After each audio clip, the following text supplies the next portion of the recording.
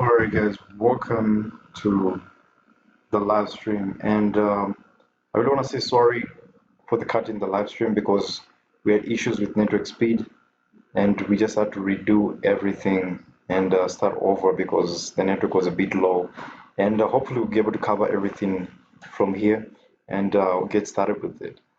So first of all, welcome to Biztec and we are pioneering open source technology in Zambia and one of our flagship product that has been able to actually uh, propel us in the open source communities, Hacker123. And I would advise all of you to go and check out our website, which is Biztec IT Solution. And from there on, you'll be able to go to the cybersecurity section. You should get right away with it. You'll be able to download, get the documentation, submit your own open source project from here, and as well as just check our GitHub repo from there. And from there on, you can actually get started with it. So the reason of actually hosting this meeting is to see how we can actually improve these releases that we're making of Hacker123. We've got a few people already contributing in the open source community, but we need more people to contribute. And currently, we released the latest version. I think that was last 4 weeks ago, previous month. And from there on, we started building and actually fixing some of the bugs that were there. So if you want to get the latest version, just come here and download it, which will be uploaded very soon after this video. And then the GitHub repo, like I said, it's on our website. You can actually get it from it. So we're gonna get right into it without wasting time. We're gonna look at the old version that we had and some of the issues that it had, right? And then after that, we're gonna look at the new version and some of the things that we have created that are so interesting that I feel like you guys are gonna get excited into them and get right into it, right? So for those people who are joining us for the first time, this was our first release that we made. It wasn't that good. It was Windows version, and it's still Windows version, I mean, but it was more of Windows looking because everything was just starting, and we were using these packages to actually make it before. By then, packages like Electron.js were not yet out, so I used these other applications to do it. And one of the actually changes that we made that is actually one of the biggest changes and biggest fix that we did in the previous weeks is actually just concerning the CMD, which is the command prompt. So this is what I wanted to show you guys, and I'm so excited to be here showing you this. We built our own CMD at first, and this was really basic. It wasn't able to move. You can't actually drag it around the screen, and as well as it was really just not CMD, and that really made us feel bad and we wanted to know how best can we create something new, something that can actually be compatible, something that people can get excited and can use it easily, you know. So we wanted to do that, knowing that this whole application is made with HTML, CSS, and JavaScript. We really wanted to see how best can we create a very good CMD that can actually match the original one that is available. Some of the things to take note of when you're using CMD, especially the real one on Windows. I'm going to launch it so that you guys can actually check it out. If you are typing on the CMD, you can actually leave a lot of space and you can actually still get the command right? And then one other thing that you can do is actually whenever you type in the commands, it's actually able to bring you the command and give you this input box. And all that we were not able to do it previously. So we wanted to know how best we can fix these issues because a lot of people would come here and utilize our app and would find out there's a lot of issues with that, right? So now we're gonna go to the new version so you guys can look at it and see how best we have managed to improve it. And then we're gonna look at some of the challenges that are there. And then after that, we're gonna look at some of the things that we have done to get you excited with it. So the latest version is this. This is version 0.1.2, guys. This is amazing for us, and we're really looking forward to get the community on board on this. This is the latest version, and we've got a sound background. Isn't that awesome, guys? Getting to have that sound in the background just gets you in the mood of getting right into it. So the first thing that you're first up with is actually this section where you have to actually insert the password. But here's the funny thing, you're not given the password, and that is done purposefully because we want to know how best are you to be able to crack the password and actually think logically on how to go about it. So if you try, it's going to give you prompts, and if you read carefully, it says error, incorrect password. As ethical hacker, crack the password for you to go to the next level. Now, if you have cracked the password in Windows operating system, I'm sure you know you have to use a flash drive, boot an OS, and after that do a boot. From there on, you can actually reset the password. But there's another procedure that we wanted to follow when cracking the password, which is actually holding shift and restarting the PC. That takes you to what is known as the setup repair. Now from here you actually be faced with this, and you can actually utilize the troubleshoot section, which later on leads you to this section, which is the advanced section. Now this advanced section here comes with a lot of windows, right? We've got systems restore, systems image recovery, and all that. But the most interesting part is the command prompt. Now, if you're using a new operating system right now, like Windows 11, this, when you click this, it shouldn't be able to actually open. Why? Because it will require you to insert a password of that operating system. But if you're using old versions like Windows 10 and Windows 7, it won't prompt you to that. It will give you a direct CMD, and this is what we're actually looking at. Now, if you look at the CMD compared to the other one I was showing you, this is draggable. You're able to drag it around, and this is what really is one of the features that we actually implemented in the new release of 0.12. You're able to drag this CMD. Now, the other thing is that it feels more like the real CMD compared to the previous one. Why? Because even just being able to utilize it is actually impressive. If you look at it right now, you're actually able to utilize it in such a way that you're able to enter commands directly from here. All right. Okay, so I'm going to run it actually direct from the system so that you can look at direct from there. Where's my files? So I wanted to show you first of all how the code is and some of the file systems that are available in the code. So like I said, we're using HTML, JavaScript, and CSS, and as well as Electron to actually convert the app into desktop application. So I'm gonna utilize the browser right now and run it again. So if you're in a developer mode, you have downloaded already from GitHub, you actually be given a file and you can run this file here, which is h0. Now if you run that, you actually be given this window here, and you'll be able to actually run it from your browser. How amazing is that? And if you're working on some of the errors, some of the features that have to be fixed, this actually becomes so easy for you to actually do it without building the app and actually retesting it again, right? So we're gonna go again back on the side that I was showing, right?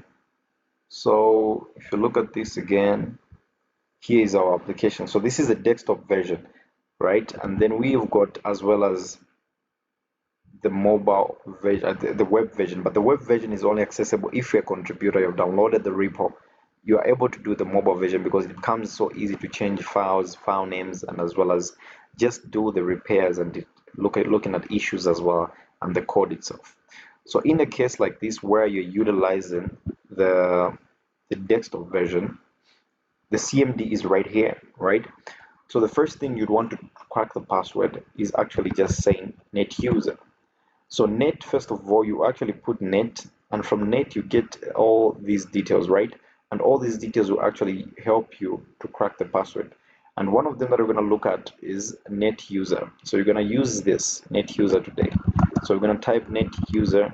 And once we type net user, what that does is give us the account details of the actual account that we're trying to penetrate in that particular machine. So it's going to give us a default account, which is Hacker123.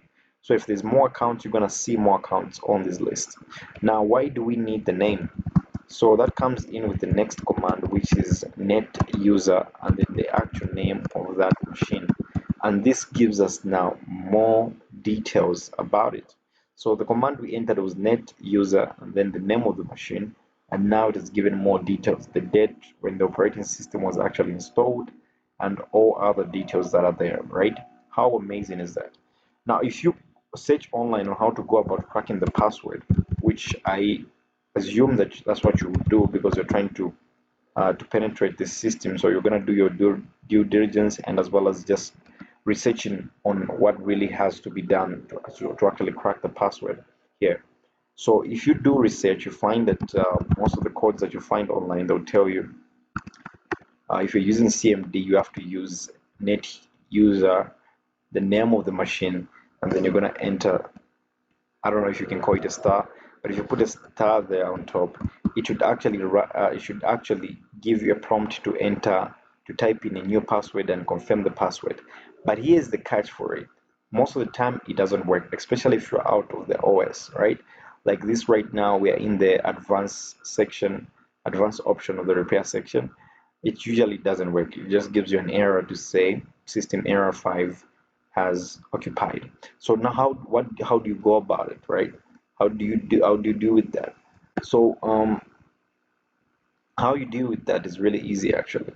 So all you have to do actually is to just give me a sec. So we're gonna relaunch this, right?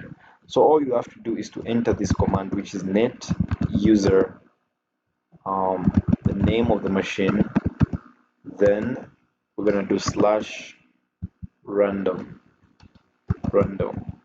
like that. That should generate for us a new password, right?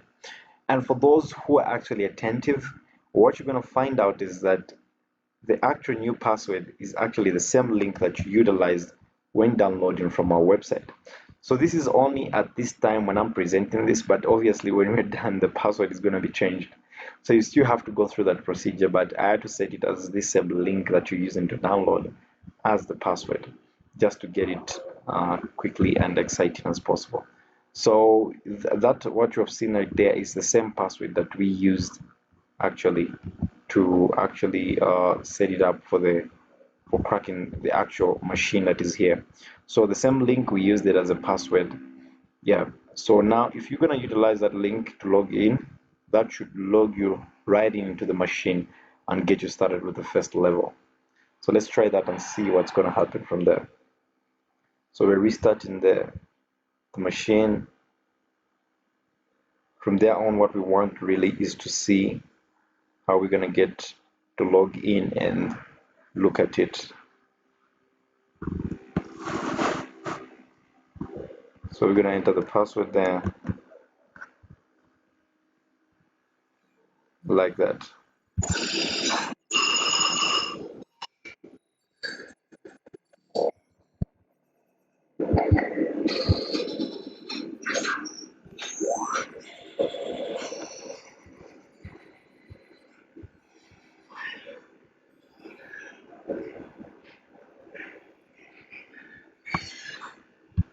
All right.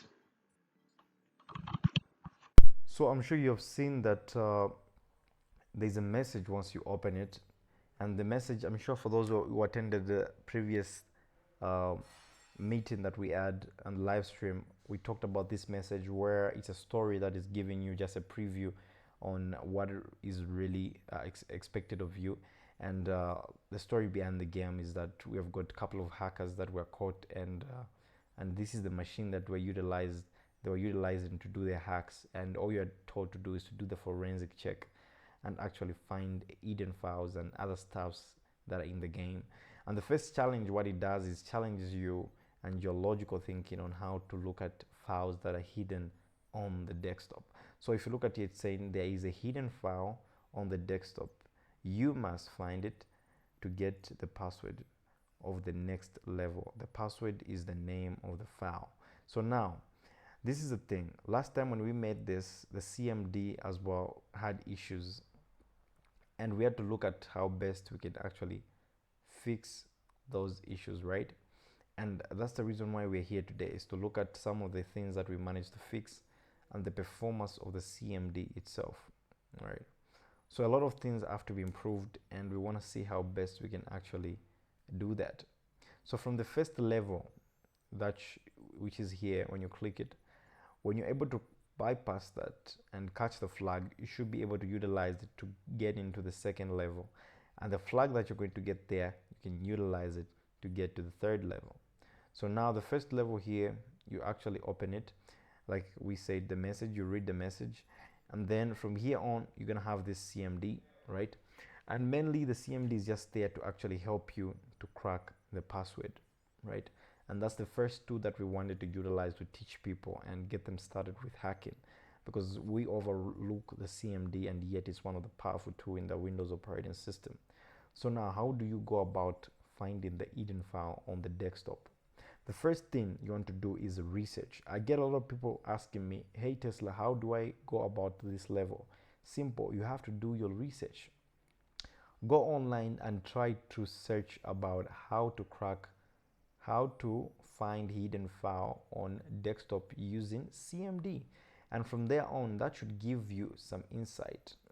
So let's maybe you choose this documentation here. From this documentation you should get some insights on how to go about finding a hidden file. So everything that you see on these levels, it's all up to you to do the research and actually come up with the solutions to this, because like I told you, everything is real in this game and you're able to apply it in real life. So even the problems you're given, you should be able to search them online and apply the same solutions to get right into them, right? So I'm not going to explain this in details, but what I wanted to tell you is that for you to find an hidden file, there's a command on CMD called the attrib file. So the attrib command actually helps you to actually find hidden file or files that are hidden on the machine, right?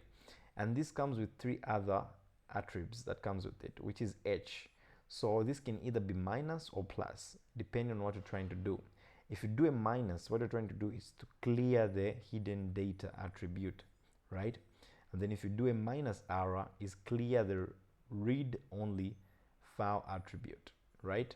And then we've got what is known as the S, the minus S, which is clearing the actual system attribute.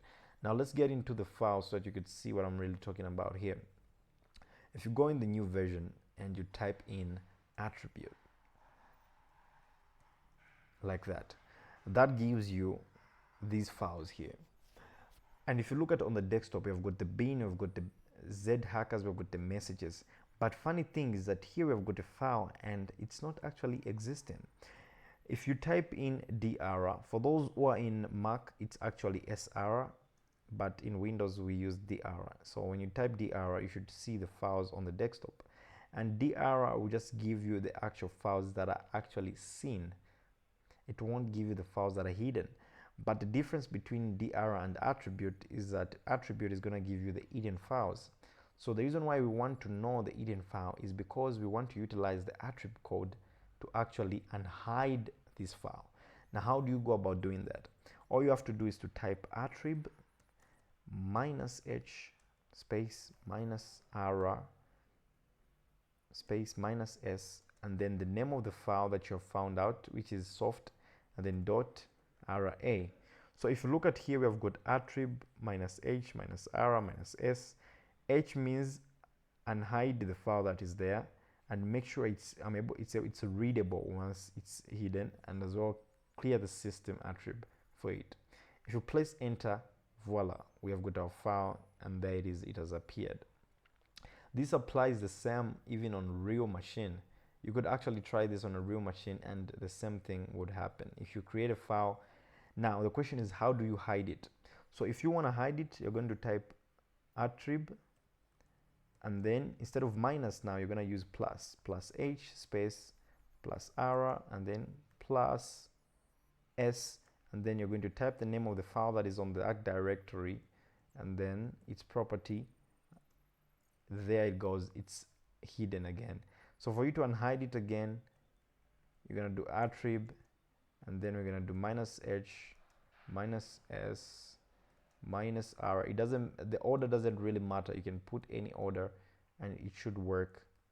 The orders of the letters h, s, r, it doesn't really matter. Either way it should work and give you Okay, I think I made a mistake there on attrib. I typed it wrong with an F. So we're gonna do it again. Attrib and then minus H minus R minus S and then soft RA. There we got. So if you look at on our file here, it said all we have to do is to actually get the name, and that name is the actual password of the Eden file. I mean the actual password of the next level.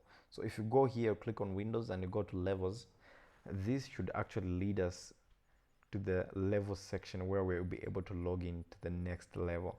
And this is the most exciting part, guys. I want you to see this, how we're able to log into the next second level, which is the Winrar level, where we actually get to work with Winrar documents.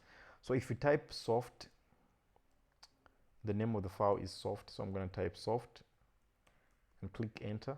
That should lead us inside the system, and this is actually the second level of Hacker123. How does that feel? Now on the second level, obviously you're faced with the next challenge where you have to crack this Winrar file and find the files that are inside it. And once you find the files that are inside it, you actually get those files, and it will lead you now on to the next level, which is the Facebook and social media level, where you get to interact with social medias, how to crack Facebook passwords and all those stuff. But all this starts with this file, how to crack this Winrar file. And all this was actually advised in this way because we want you to know the basics of file systems, hidden files, encryption, social media attacks, all these stuff. We want you to get to know them from the Windows level before we get to Linux, right? So today I'm going to end here, but we're going to get right into it in the next video, and hope you guys are excited to look at this new version of Hacker123. And this is it for now, but make sure you go on our website and download the latest version. So when you reach on our website, all you have to do is go on the cybersecurity section. You should find it there. And then one of the other things that I wanted to tell you guys is our courses section, where we're now offering courses to everybody who wants to join our courses. Make sure you come here, look at the courses that we have. You can either go in our WhatsApp group, send me a message direct. If you don't have it, comment on the video below and we'll get you in touch with the WhatsApp group. And as well as we're gonna get in touch with you and see what you really need. If you want to be part of the contributors, you can let us know and we'll get you in as part of the team in the GitHub repository. All right, guys, you've been with Tesla, and hopefully you enjoyed this session. Have a good night.